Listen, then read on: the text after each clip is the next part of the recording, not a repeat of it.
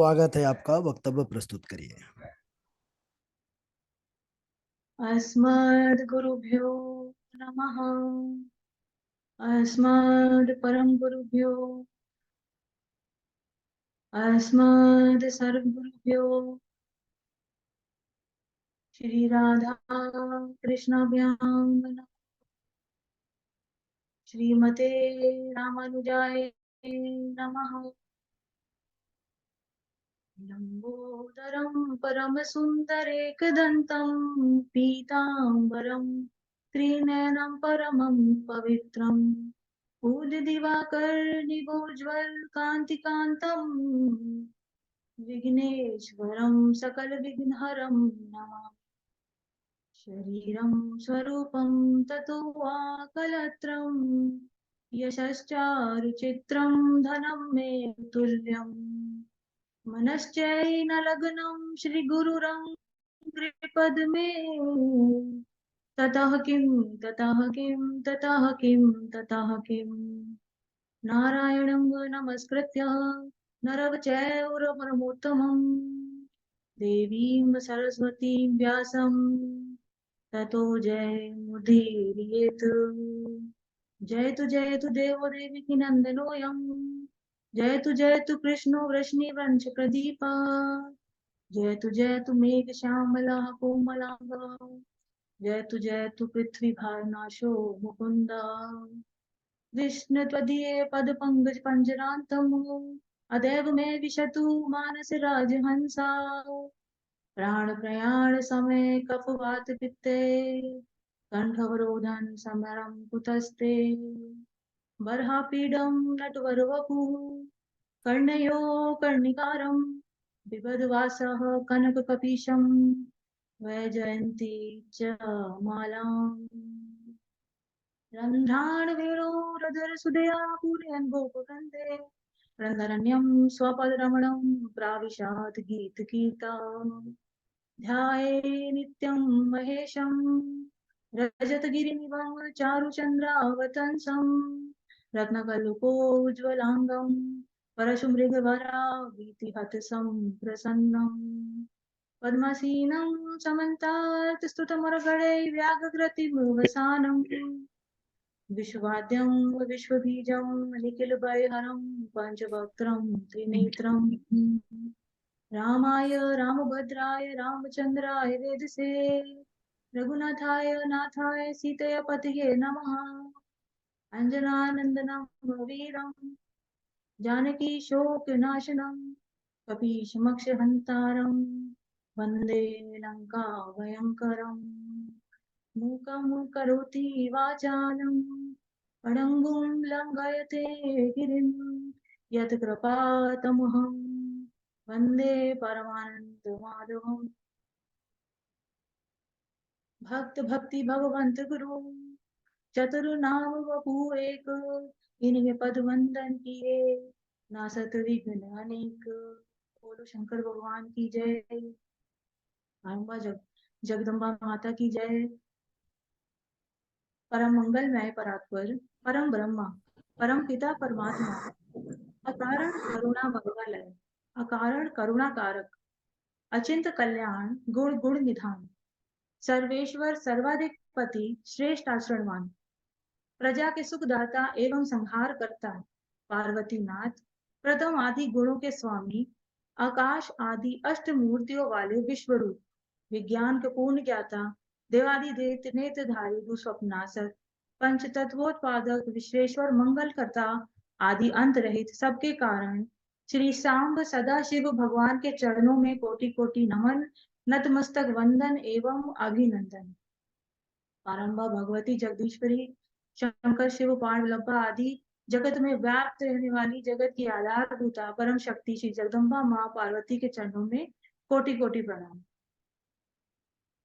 सिया राम मैं सब जग जानी करूँ प्रणाम जोर जुग पानी।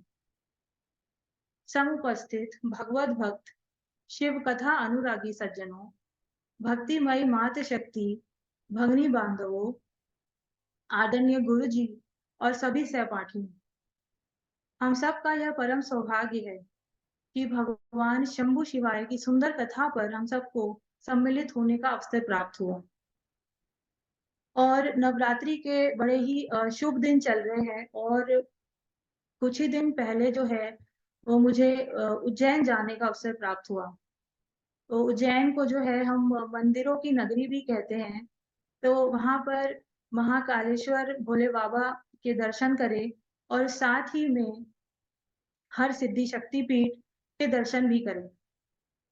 तो शिव पुराण की मान्यता के अनुसार जब माता सती जो हैं, वो बिन बुलाए अपने पिता दक्ष के घर चली गईं।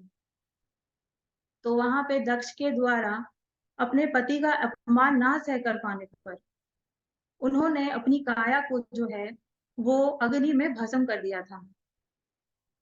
और शंकर जी इस शोक को सहन नहीं कर पाए थे और पूरे ब्रह्मांड में प्रलय मच गई।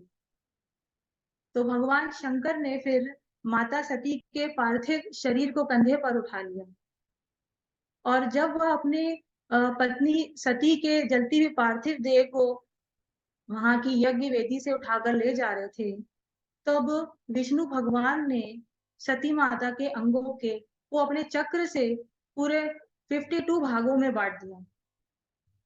तो उज्जैन के इस स्थान पर जहां पर माता सती की कोहिनी का पतन हुआ था, इसको हर सिद्धि पीठ के नाम से जाना जाता है और इसी नाम से इनकी वहां पर पूजा होती है। तो महाकालेश्वर मंदिर के 2 किलोमीटर दूर स्थित है भैरव बाबा का मंदिर। तो वहां भी हमको जाने का अवसर प्राप्त हुआ और हमने देखा कि वहां पर प्रसाद के साथ जो है मदिरा भी चढ़ाई जाती है। तो इसके बाद हम ओमकारेश्वर ज्योतिर्लिंग भी गए और वहां पर जो है वो कावेरी और नर्मदा के संगम पर स्थित है। तो कटार तो 6 घंटे की थी तो दर्शन नहीं हो सके, परंतु अनुभव जो था बड़ा ही दैवीय था। तो आज के वक्तव्य में जो माँ दुर्गा के 9 अवतार हैं, जिनकी हम 9 दिन उपासना करते हैं, तो उनके पीछे के विशेष ज्ञान को समझेंगे और जानने की कोशिश करेंगे कि ये जो माँ के 9 अवतार हैं, ये हमारे मानव जीवन में के विषय में क्या गूढ़ रहस्य प्रकट करते हैं। तो शाक्त संप्रदाय में जो है माँ दुर्गा को ब्रह्म के निराकार रूप का एक सगुण स्वरूप माना गया है।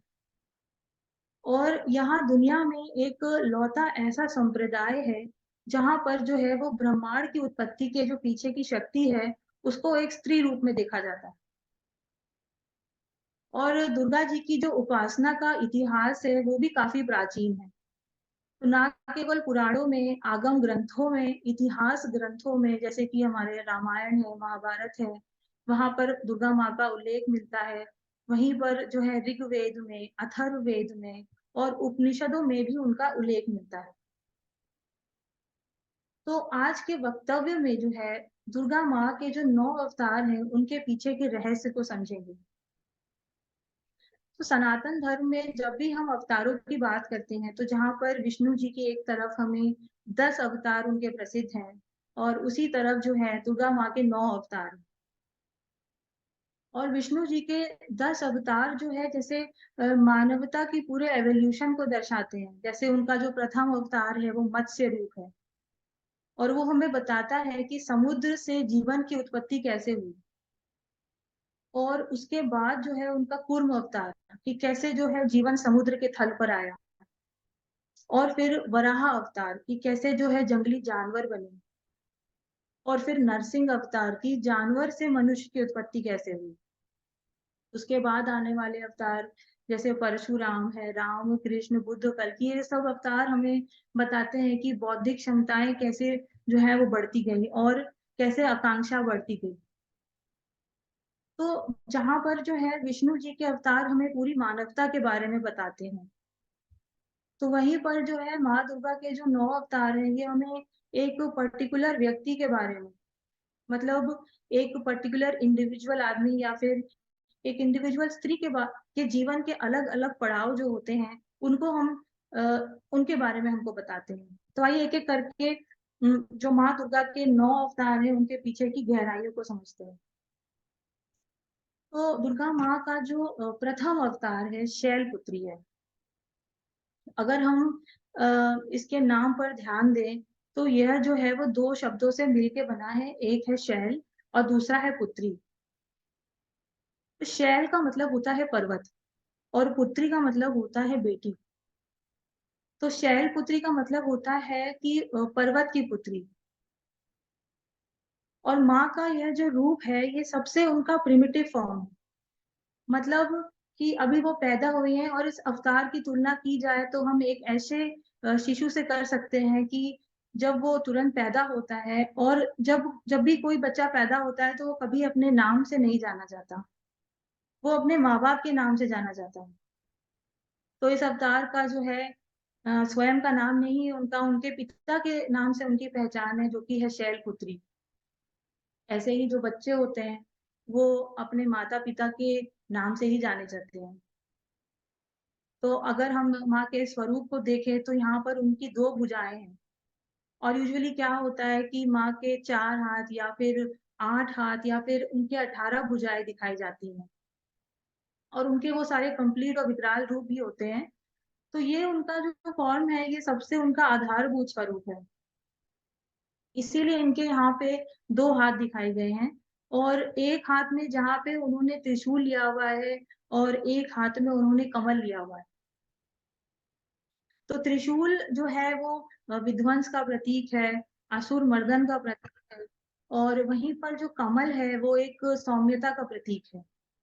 तो जैसे एक बच्चे में जो है वो बहुत सारा पोटेंशियल होता है कि बड़ा होकर वो क्या करेगा, ऐसे ही एक हमारे जो दुर्गा माँ में है, उनके अंदर बहुत पोटेंशियल है कि वो जो है असुरों का मर्दन कर सकती हैं, त्रिशूल उठा सकती हैं एक तरफ और दूसरी तरफ जो है वो शांति की स्थापना कर सकती हैं, आनंद में की स्थापना कर सकती हैं और धर्म की स्थापना भी कर सकती हैं। तो यह जो है वो माँ का सबसे एक आधारभूत स्वरूप है। दूसरा जब हम माँ के अवतार की बात करते हैं, तो दूसरा माँ का अवतार है ब्रह्मचारिणी अवतार और इस अवतार की तुलना हम करें तो एक विद्यालय जाने वाले शिशु से कर सकते हैं। कि शिशु पैदा हो गया है मतलब शैलपुत्री और उसको विद्यालय जाना है क्योंकि अब जो उसकी उम्र है वो सीखने की है और अध्ययन करने की है। तो कठिन अनुशासन से जो है उसको ब्रह्मचर्य का पालन करना है और इसीलिए जो है वो इस अवतार को जो है ब्रह्मचारिणी भी बोला गया है।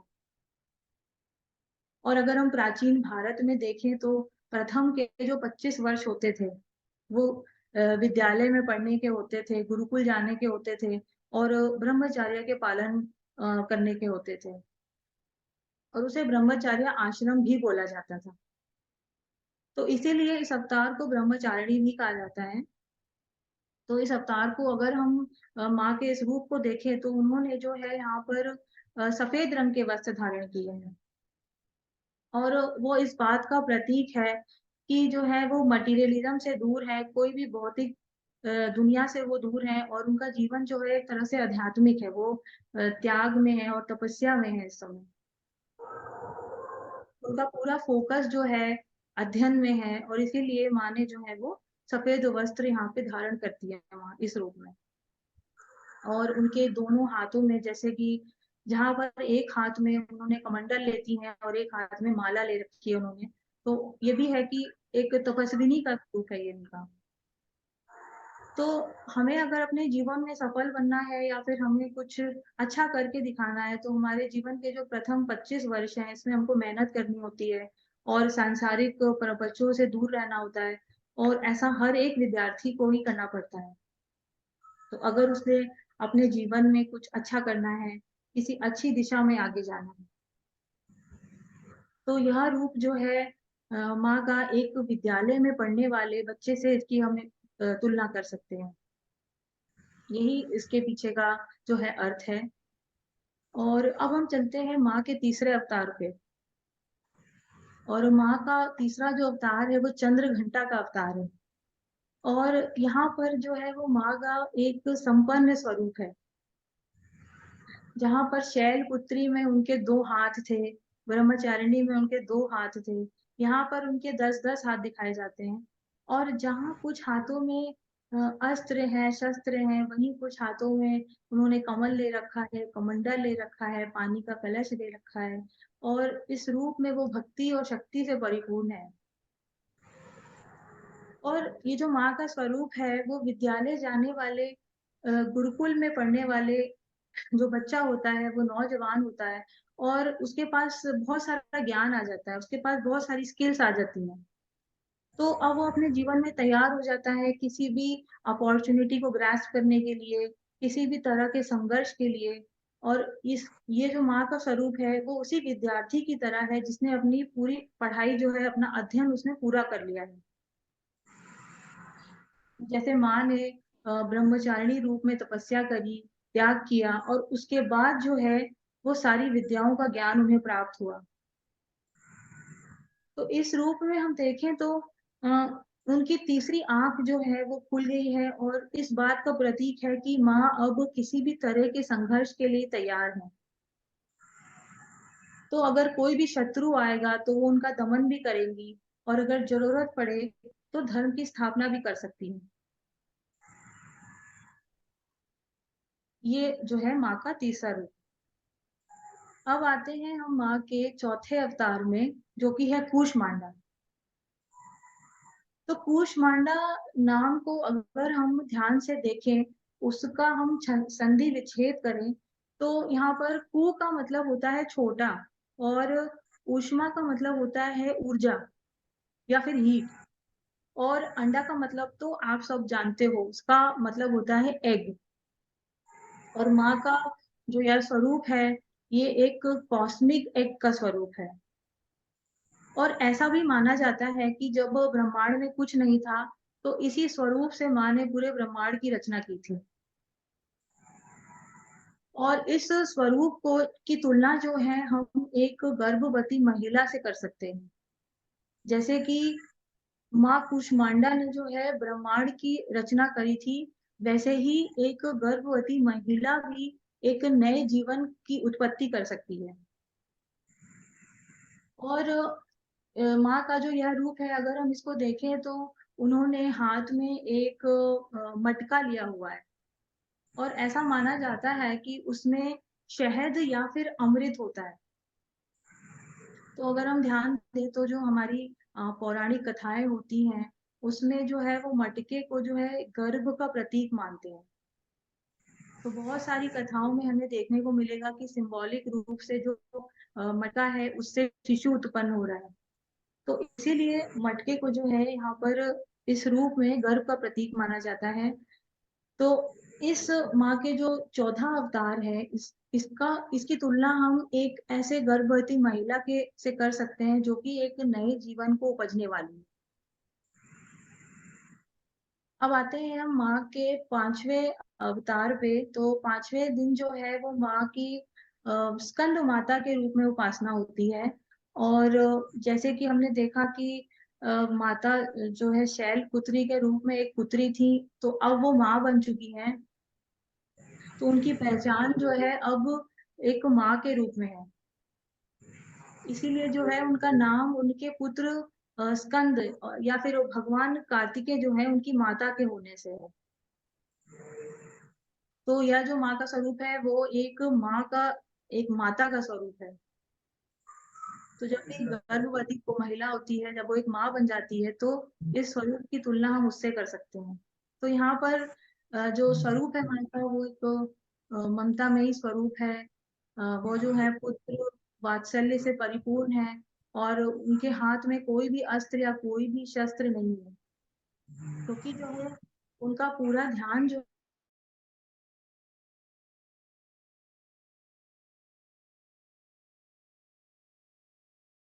है उनके ममतामयी हो जाती है और पूरा ध्यान रखती है। और इस रूप में जो है वो उनकी गो माता स्कंद माता की गोद में जो है उनके पुत्र स्कंद भगवान भी बैठे हुए हैं और जो स्वरूप है पूरा मतलब मातृत्व को दर्शाता है और इसीलिए स्कंद माता को जो है वो गॉडेस ऑफ मदरहुड भी कहा जाता है। और इस स्वरूप की तुलना हम एक ऐसी माता से कर सकते हैं जिसने एक शिशु को अभी जन्म दिया है। और अब हम आते हैं माता के छठे अवतार पे, जो कि है कात्यायनी अवतार। और इसी स्वरूप में जो है वो माँ ने जो है वो महिषासुर नाम के एक असुर का मर्दन किया था। और जब एक स्त्री जो है वो माँ बन जाती है तो वो सर्वशक्तिशाली हो जाती है, सर्वशक्तिमान हो जाती है, और वो किसी पर डिपेंड नहीं करती। तो अपने बच्चों के लिए और अपने लिए वो स्वयं में काफ़ी होती है। तो दुर्गा माँ का जो है स्कंद जो माता है, मतलब जब वो माँ बन गई हैं तो वो स्वयं में शक्तिशाली हो गई हैं, सर्वशक्तिमान हो गई हैं। इसीलिए उन्होंने कात्यायनी रूप यहाँ पे धारण किया है। तो कभी-कभी इस अवतार की शक्ति को प्रदर्शित करने के लिए उनकी जो है 18 भुजाएँ भी दिखाई जाती हैं। तो यह जो स्वरूप है वो किसी भी स्त्री के माँ बनने के बाद में जो उसके अंदर शक्ति आ जाती है उसका स्वरूप है, और इसको हम गॉडेस ऑफ पावर भी बोलते हैं। और दुर्गा माँ का जो सब सब सातवां अवतार है, वो है कालरात्रि, और जिसे हम माँ काली भी बोलते हैं। तो इसका अर्थ अगर कालरात्रि का हम देखें तो हमें दो अर्थ देखने को मिलते हैं। कि एक कालरात्रि का अर्थ होता है कि रात्रि की तरह काला, और दूसरा अर्थ होता है कि काल को निकल जाने वाला। और माँ का जो यह रूप है वो बहुत ही प्रचंड और प्रलय रूप है। मतलब कि अगर हम देखें तो अंधेरे से यहाँ पर मतलब है कि सृष्टि का प्रलय हो चुका है, और जहाँ पर काल सृष्टि को लील रहा है वहां पर काल को लील रही है काली। और ये उनका बहुत ही क्रोध भरा रूप है। और इसमें जो है माँ का सब्र का जो बांध है वो टूट चुका है। और इसी रूप में जो है उन्होंने रक्त बीज के रक्त को पीकर जो है उसका वध कर दिया था। और उसके बाद उनकी क्रोध की सीमा इतनी बढ़ गई थी कि स्वयं जो है उनके पति शिव को आना पड़ा था उनको संभालने के लिए। तो यह बहुत ही उनका रौद्र रूप है। और हमें मतलब ये दर्शाता है वो रूप कि जहाँ पर एक स्त्री जो है अपनी एक एक नए जीवन की रचना कर सकती है, या वो पूरे ब्रह्मांड को रच सकती है, वहीं पर जो है समय आने पर वो रौद्र रूप धारण करके उस जीवन को ग्रहण भी कर सकती है। तो जहाँ पर एक तरफ ब्रह्मांड की रचना हो सकती है तो ब्रह्मांड का प्रलय भी आ सकता है। जहाँ पर एक स्त्री जो है वो जन्म दे सकती है, वहां पर समय आने पर उसको ग्रहण भी कर सकती है। तो यह स्वरूप जो है माँ का वो सबसे विकराल स्वरूप है। तो यहाँ पर जैसे कि पंचम अवतार में दुर्गा माता के जो है माता बनने के बाद, स्कंद माता बनने के बाद जो है उनकी शक्तियां जो हैं एक उत्कृष्ट पद पे चली जाती हैं। कि कात्यायनी रूप वो ले लेती हैं जो कि एक सर्वशक्तिशाली रूप है। फिर वो कालरात्रि रूप ले लेती हैं जो उनका एक क्रोध भरा जो रौद्र रूप है। और ये जो माँ के रूप हैं ये एक परिपूर्ण रूप है उनके। तो जैसे कि अगर हम देखेंगे तो सप्तमी से या फिर अष्टमी, सॉरी, सप्तमी और अष्टमी से जो है वो जो माँ की उपासना की तीव्रता है वो बढ़ जाती है। तो सप्तमी हो गई या अष्टमी हो गई, ये इनका महत्व इसीलिए है क्योंकि जहाँ पर माँ दुर्गा ने जो है कात्यायनी और कालरात्रि रूप में जो है अपनी रौद्र रूप की परिकाष्ठा को दिखाया था, वहीं पर उन्होंने यह भी बताया है कि शांति से और सुंदरता और सौम्यता का भी पराकाष्ठा पे वो जा सकती है अपने महागौरी रूप में। तो उनका जो अष्टम अवतार है वो महागौरी का अवतार है। और महागौरी के स्वरूप में वो अपने जो है पति शिव जी के साथ और अपने पुत्रों के साथ गणेश जी और कार्तिकेय भगवान के साथ एक पारिवारिक रूप में उनको मतलब वो दिखती है। और ये जो स्वरूप है उनका वो किसी भी स्त्री या फिर पुरुष के जो है परिवार की जो उन्नति है उसके जो सुख के प्रति उसका जो उत्तरदायित्व होता है उसे याद दिलाता है। और माँ का जो ये स्वरूप है ये बहुत ही प्रेम पूर्ण स्वरूप है। और अब हम बात करते हैं उनके अंतिम रूप की, जो कि है सिद्धिदात्री। और इस रूप की तुलना हम उस स्त्री से कर सकते हैं क्योंकि जिसको अपने जीवन के सारे अनुभव हो चुके हैं, जिसको जीवन का ज्ञान हो चुका है, और उस ज्ञान को वो उपयोग करके जो है आने वाली पीढ़ियों को जो है वो धर्म के मार्ग पर लेकर जाती। मतलब जैसे दुर्गा माँ है, उनको ब्रह्मांड की हर चीज का ज्ञान है, उन्होंने पूरे ब्रह्मांड पर विजय प्राप्त कर ली है, और उनके लिए कोई भी चीज अगम्य नहीं है। तो कोई भी भक्त अगर उनसे कुछ भी मांगेगा, चाहे वो लौकिक हो या वो परलौकिक हो, वो हर चीज देने में समर्थ है। जैसे कि हमारी दादी नानी होती है, तो हमारे लिए कुछ भी वो कर जाती हैं, और कितना भी करें हमें कम ही लगता है। इस प्रकार दुर्गा माँ का यह स्वरूप है, और अपने भक्तों पर सिद्धिदात्री जो रूप है वो अपने भक्तों पर अनंत कृपा बरसाने वाला स्वरूप है। तो ये जो दुर्गा माँ का है वो अंतिम और पूर्ण और अनंत दयावान माँ का स्वरूप है। या देवी सर्वभूतेषु शक्ति रूपेण संस्थिता नमस्तस्यै नमस्तस्यै नमस्तस्यै नमो नमः। आप सभी को नवरात्रि की बहुत सारी शुभकामनाएं। जय माता दी। बहुत सुंदर, बहुत बढ़िया। अभी प्रियम जी, बड़ा ही सुंदर वक्तव्य। भगवती का यह जो विशेष अनुग्रह चल रहा है हम सब के ऊपर, उसी अनुग्रह में से इनका भी बड़ा अनुग्रह रहा कि इन्होंने भगवती का ही चरित्र हम सबके सम्मुख रखा है।